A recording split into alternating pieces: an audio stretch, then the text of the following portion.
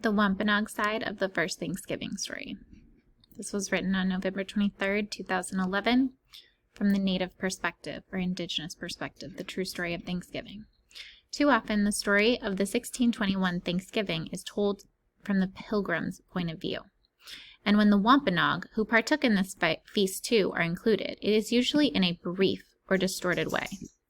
In search of the Native American perspective, we look to Plymouth, where the official Thanksgiving took place, and where today the Wampanoag side of the story can be found. According to a Plymouth plantation timeline, the Mayflower arrives at Plymouth Harbor on December 16th, 1620. Almost said 2020. The Pilgrims settled in an area that was once Patuxet, a Wampanoag village abandoned 4 years prior, after a deadly outbreak of the plague brought by European travelers who first appeared in 1616 in the area.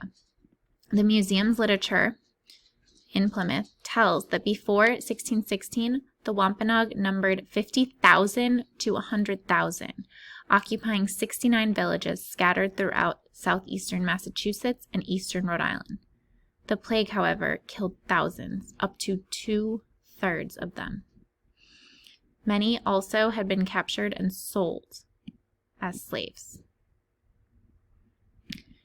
And yet, when the Wampanoag watched the Mayflower's passengers come ashore at Patuxet, I'm probably saying that wrong, they did not see them as a threat. The Wampanoag had seen many ships before, explained Tim Turner, Cherokee manager of Plymouth Plantation's Wampanoag home site and co-owner of Native Plymouth Tours. They had seen traders and fishermen, but they had not seen women and children before. In the Wampanoag ways, they would never have brought their women and children into harm. That's interesting. So based on their culture. So they saw them as peaceful people for that reason, because they had women and children, and that was their culture. But they did not greet them right away either. The English, in fact, did not see the Wampanoag that first winter at all, according to Turner. They saw shadows, he said. Samoset, a Mohegan from Maine, came to the village on March 16th, 1621. The next day he returned with Tisquantum, known as Squanto, a Wampanoag.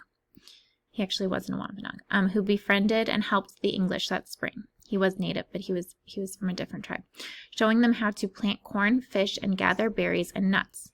That March, the Pilgrims entered into a treaty of mutual protection with the Mazoet. I don't think I'm going to try to say that. The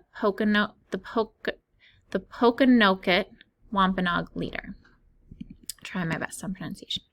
Turner said that what most people do not know about the first Thanksgiving is that the Wampanoag and Pilgrims did not sit down for a big turkey dinner, and it was not an event that the Wampanoag knew about or were invited to in advance. In September or October 1621, the Pilgrims had just harvested their first crops, and they had a good yield. They sent four men on fowling, which comes from the one-paragraph account by Pilgrim Edward Winslow, one of only 2 historical sources of this famous harvest feast. Winslow also stated, "We exercised our arms. Most historians believe what happened was Massasoit got word that there was a tremendous amount of gunfire coming from the Pilgrim village. So he thought they were being attacked and was going to bear aid." So they heard gunfire, and then they wanted to go see if they were in danger. When the Wampanoag showed up, they were invited to join the Pilgrims in their feast. But there was not enough food to feed the chief and his 90 warriors. He, Massasoit, sends his men out, and they bring back 5 deer, which they present to the chief of the English town, William Bradford. So there's this whole ceremonial gift-giving as well. When you give a gift, it's more than just food, said Kathleen Wall, a colonial foodways culinarian at Plymouth Plantation. The harvest feast lasted for 3 days. What did they eat? Venison, of course, Wall said. Not just lovely roasted joints of venison, but all the parts of the deer were on the table in who knows how many sorts of ways. Was there turkey? Fowl is mentioned in Winslow's account, which puts turkey on Wall's list of possibilities. She also said there probably would have been a variety of seafood and waterfowl, along with maize bread, pumpkin, and other squashes. It was nothing at all like a modern Thanksgiving, she said. While today Thanksgiving is one of our nation's favorite holidays, it has a far different meaning for many Wampanoag, who now number between 4,000 and 5,000. Turner said, for the most part, Thanksgiving itself is a day of mourning for Native people, not just Wampanoag people. At noon on Thanksgiving Day, hundreds of Native people from around the country gather at Coles Hill, which overlooks Plymouth Rock, for a national day of mourning. It is an annual tradition started in 1970, when Wampanoag Wamsutta, Frank James, was invited by the Commonwealth of Massachusetts to give a speech at an event celebrating the 350th anniversary of the Pilgrims' arrival, and then disinvited after the event organizers discovered his speech was one of outrage over the atrocities and broken promises his people endured.